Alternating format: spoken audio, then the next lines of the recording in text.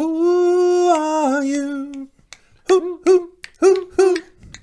That's it. That's our intro song this week. Epic. And we have a guest with us this week here on Beyond the Rotunda, BTR. Yes. My name's John Lewis. Dan Hausman. And we have with us a special guest this week, Kyle Streetcat Ingersoll. Streetcat in the house. Give him some shout outs on that horn, man. Yes, here we go. It's hidden away because we have our guest, but I've got it right in my hand. Streetcat, welcome. Right.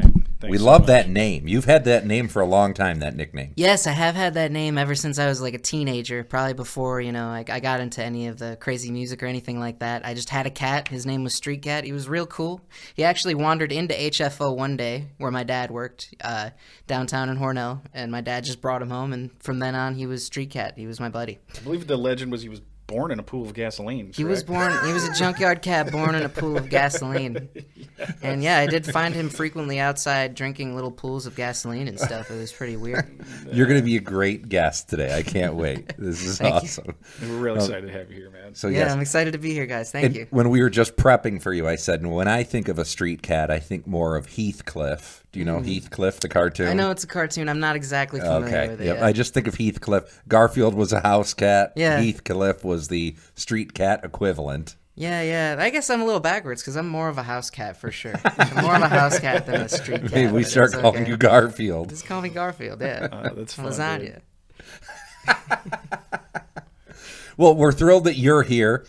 Dan, last week we had Ryan Flights. We sure did from PSD and amongst a ton of other things, an artist. I think that probably his leading credit from now on is going to be that he was the 2004 commencement speaker at Hornell High School. 2024. 24. You just said Gosh, 2004. I'm sorry. Yeah, Dan's living in the future and in the past. I mean, I'm clearly living in the past. That's pretty much what this whole podcast is about.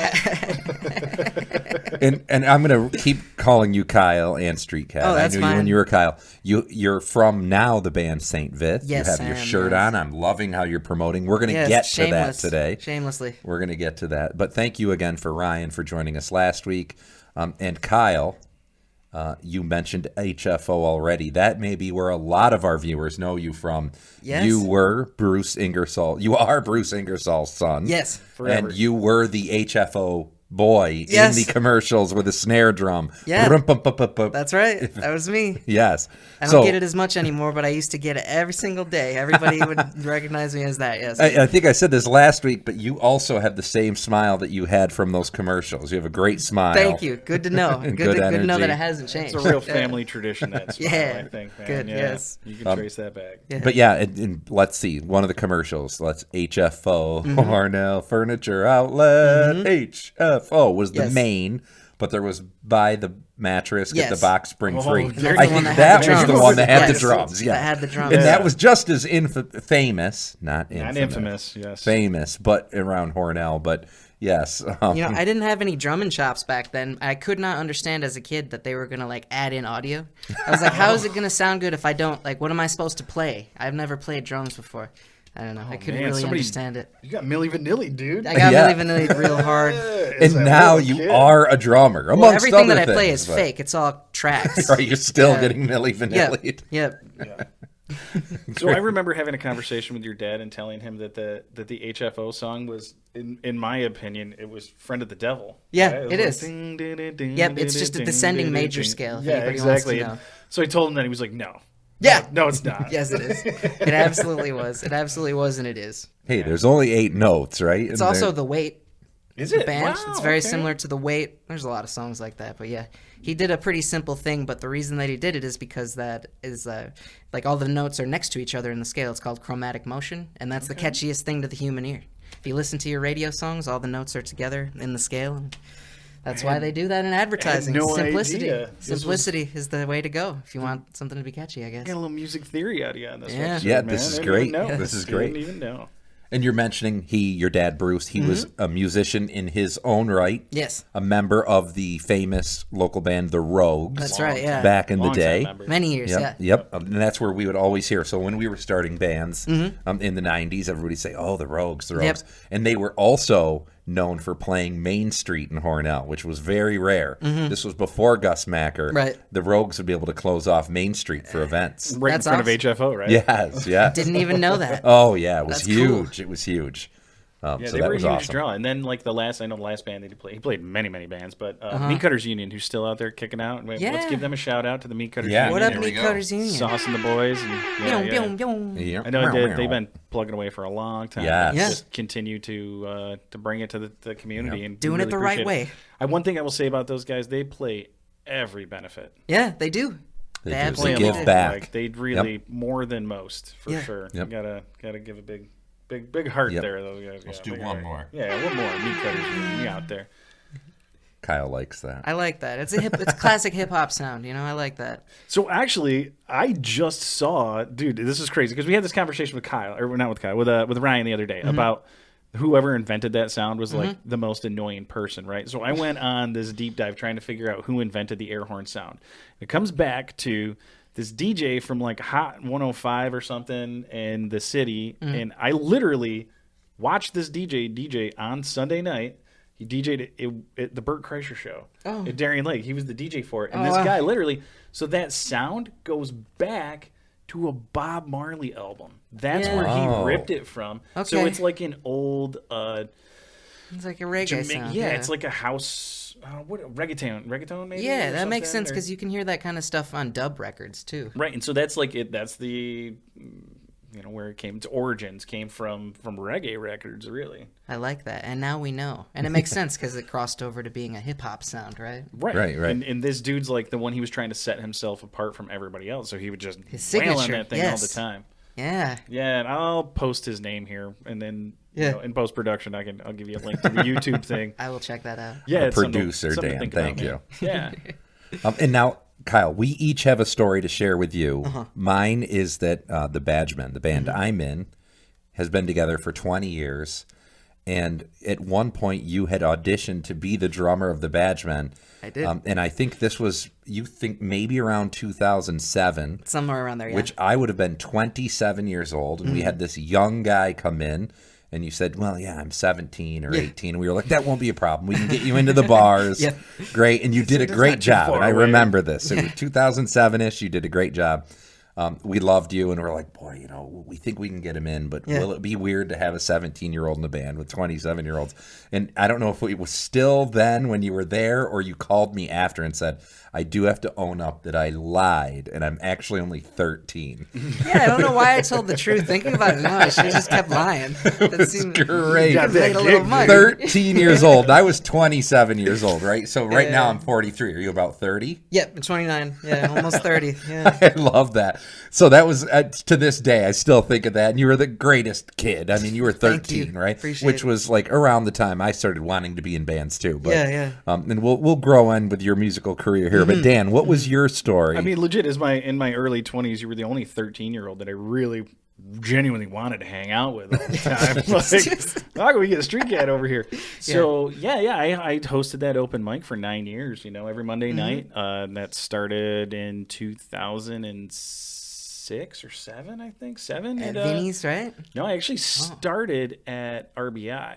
Okay. Started, Jody Mosier was there, and originally, the first night of open mic, your brother Sean talked me into it. So Sean and I were going down on Monday nights and shooting pool, and that place was pretty dead at that point. There wasn't a lot. They had just finished a dart league, and they were trying to come up with something to do. And John was like, "Bring your PA down, dude."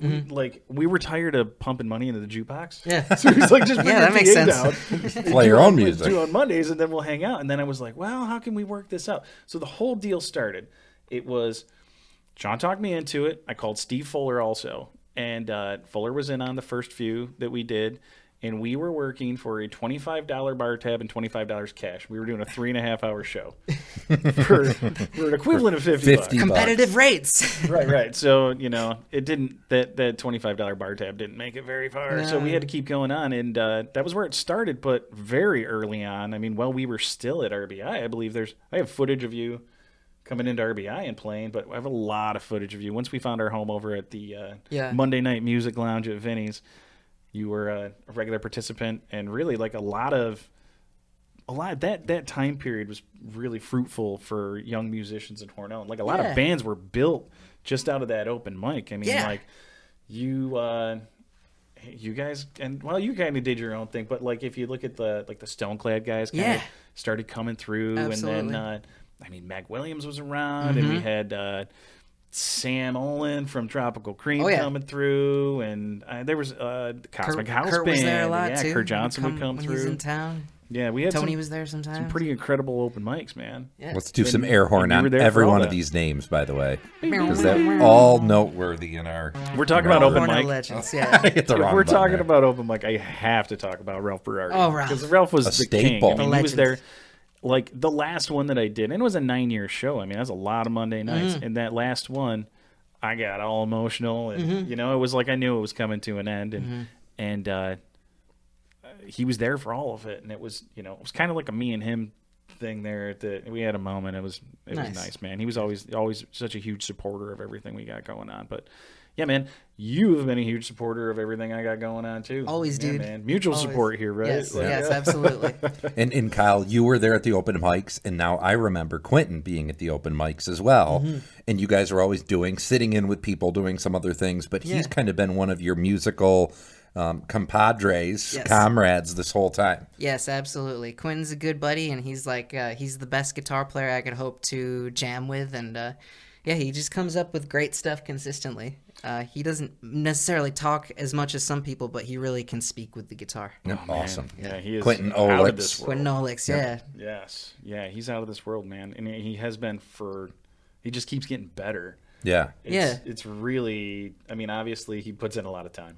Yeah, absolutely. And has since he was a kid, you know, the reason that he can shred and has the you know, the muscle memory is because since he was like 9 years old, he was learning Metallica riffs and just practicing going whittly wow as fast as he possibly could. It's got it to a point where I play guitar relatively okay, but I will never probably be able to get to that point. I mean, he took that and then added so much to it, right? Yeah, like you take those metal shredders and then you take all the jazz shredders and all. I mean, like I wonder what the way that like his brain lights up when he's playing. Like if you could, you know how they do those, like a scan. You can wear a scan. I would love to see what that looks like. He definitely thinks in notes, that's for sure. I'm sure he wishes he could communicate in notes. That would probably be easier for him.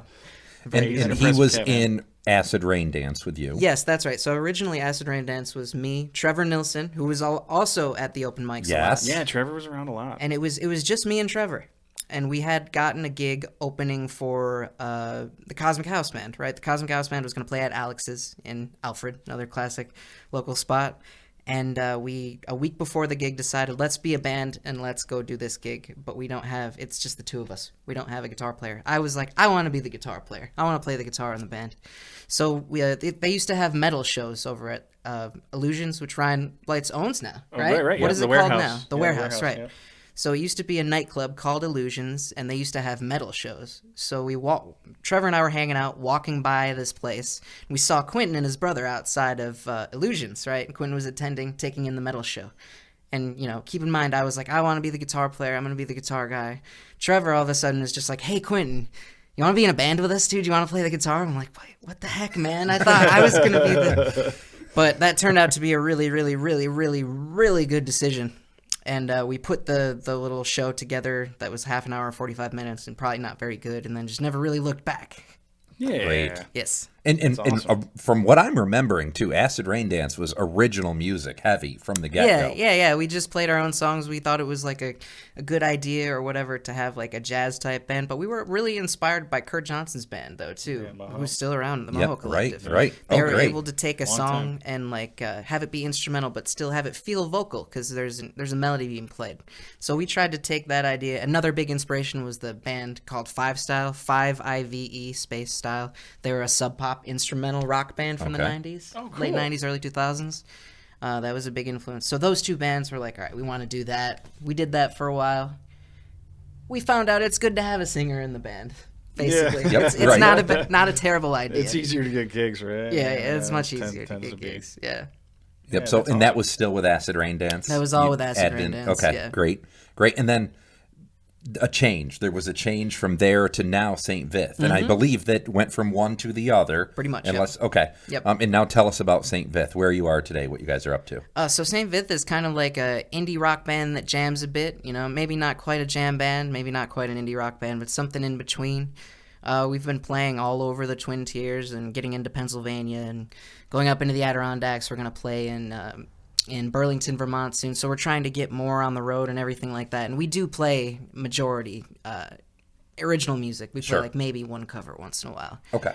But it's, we're just really dedicated to doing our own thing and just being a very eclectic band and not just having a single sound or maybe 2 or 3 sounds, but really trying to like make it so that we can find a way to do everything that we could ever imagine. Awesome. And who's the current lineup now with you?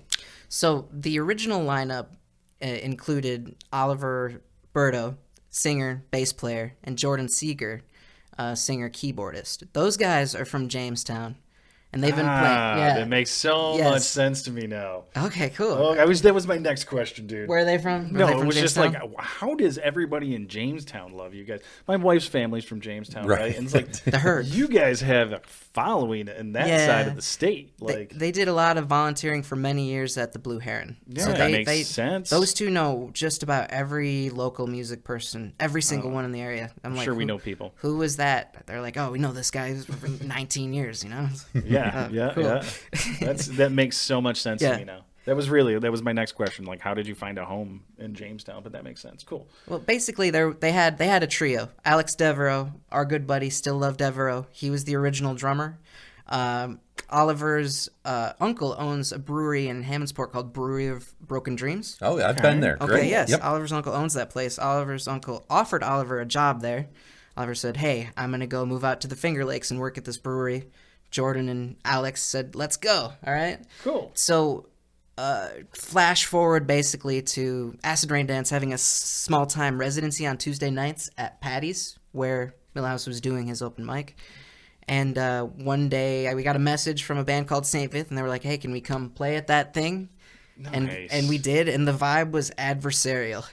Oh, for real? It was right from the get-go, huh? Yeah, and then somehow I ended up like going and hanging out at their house in Avon. They had a house that they were renting, and I was jamming with Jordan and Alex, actually playing guitar in this little group we had called Jet Puff. Eventually, they needed a replacement drummer for some gigs. They asked me to do it. I said sure, and then I just started being in the band basically, and then my role has grown ever since. We got maybe a few gigs in, and then I was like, hey, let's just bring Quentin, yeah?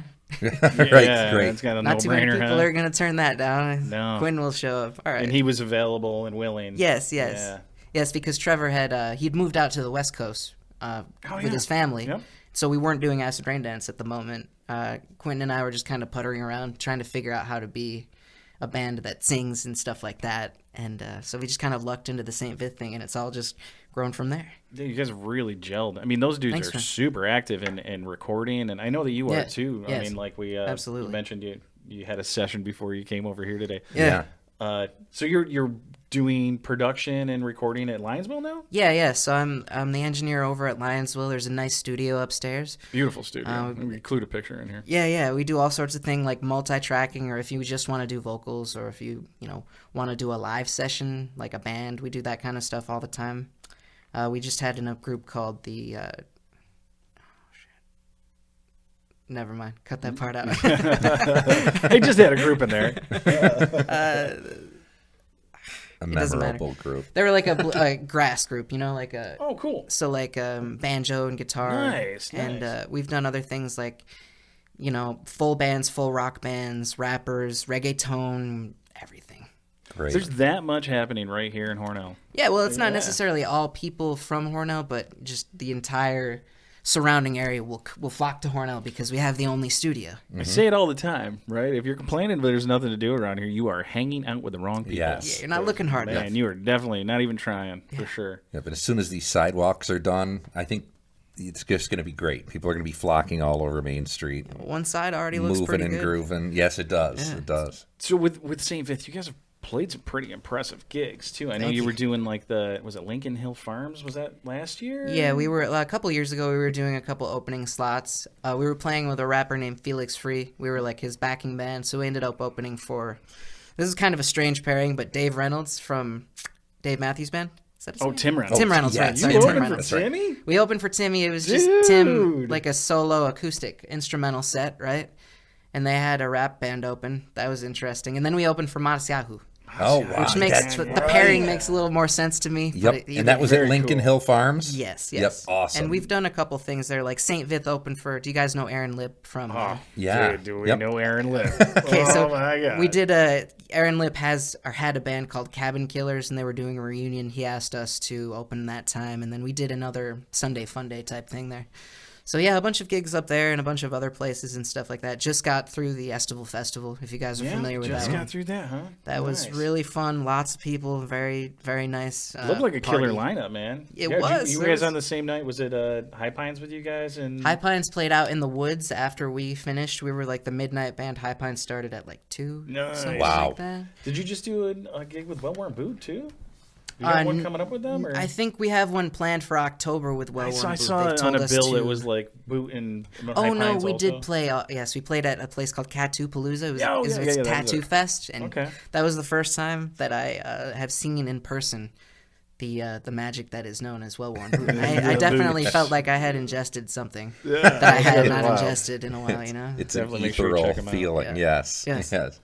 And public water supply, I think, Yes. was just at Estival, too. you nice. guys got to get Nate on here. He's my Yeah. buddy. Oh, Yep. we I've known love him. Nate since like 7th grade, man. Wow. Or He 8th grade. was like, for my son, how we always talk about like our Hornell heroes. Yes.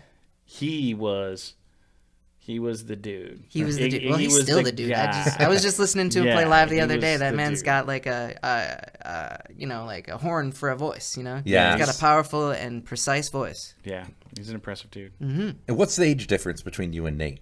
I'm telling you, I remember meeting him in 8th grade. He was in 7th grade. Because he Okay. had just So, got into wow, high you're school. right around there, too. And we were in the Awesome. jazz band together. So we went to the jazz band thing, and we were just sitting and talking. And that's how we became friends. And it's been great ever since. He's a great dude. He's a Both great dude. multi-instrumentalists, too. What did Oh, each for of sure. you play in the jazz band? We played the same instrument. Actually, I played the drums, but my band instrument was sax, and so Okay. was his. Yep. Oh, right. cool. You know, Okay. he was originally more of a sax player. I think he plays a lot of guitar and keys now, as well as the sax. But yeah. Yeah, that Public Wall Spread, they're doing great stuff. Oh yeah, They're definitely Getting worth huge, checking man. out. Their records, go check out their records on streaming. They're good. Check out our records too. Yeah, though. check Yeah. out your St. records. Vith. Now, how Yes, many, let's how do many some plugs here albums- before we wrap up. How many So, albums do you guys have? Well, they have an album called Windfall that was recorded with the original trio, but we have 3 albums currently that are released with our lineup, right? And so we've decided recently to kind of expand the spread of St. Vith and what it can be. So we're going to be doing like more self-directed full projects. So for example, I'm going to have an album, doesn't have a fixed date yet, but it's called Too Sweet, Toutsuite, which means right now in French, right?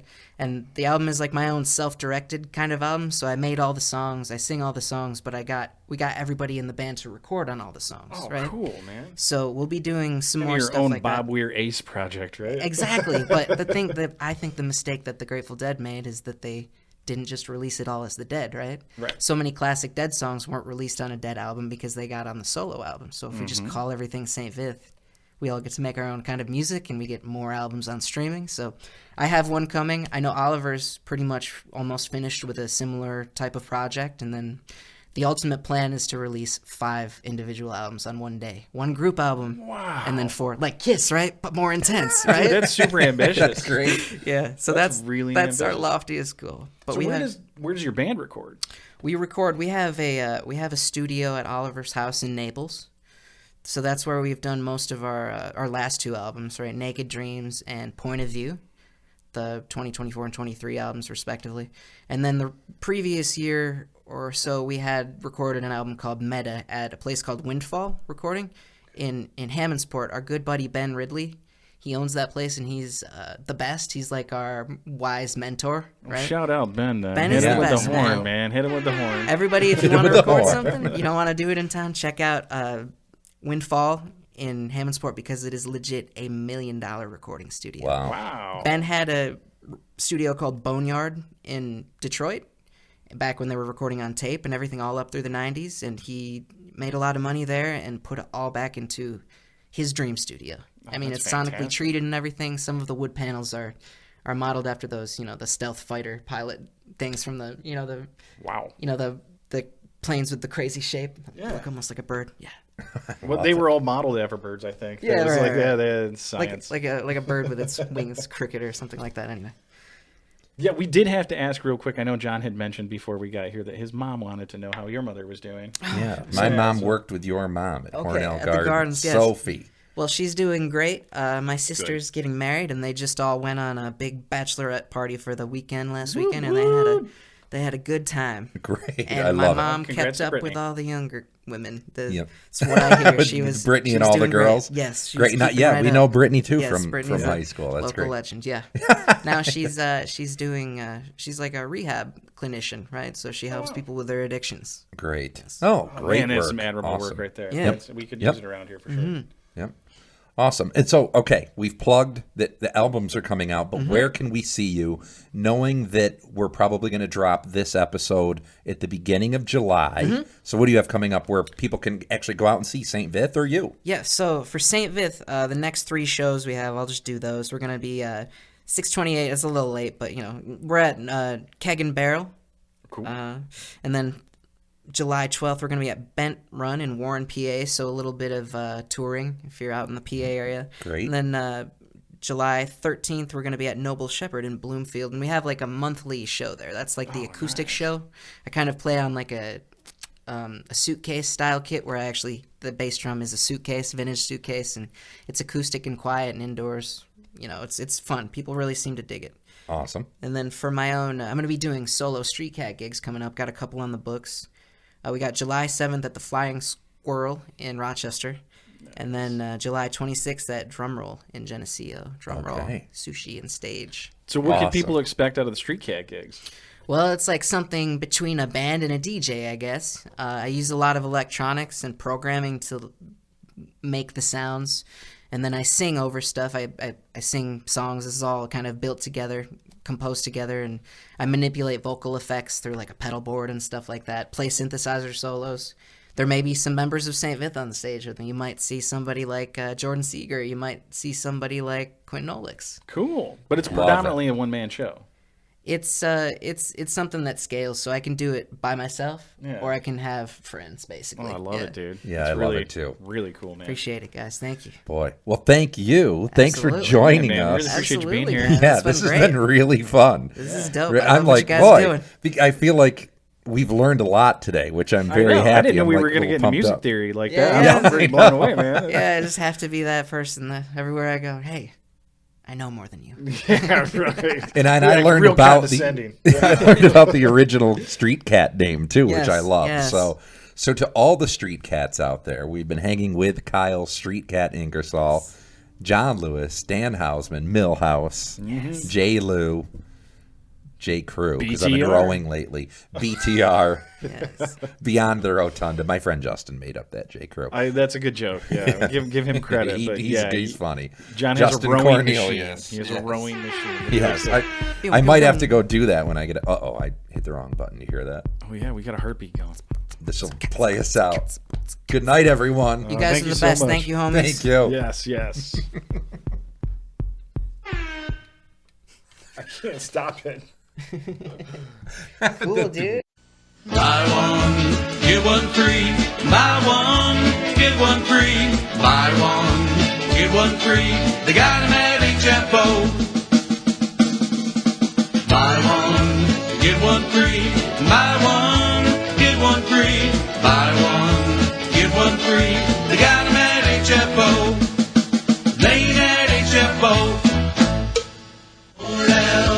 Furniture Outlet, HFO. Over the years, we've gone to great lengths to get your attention.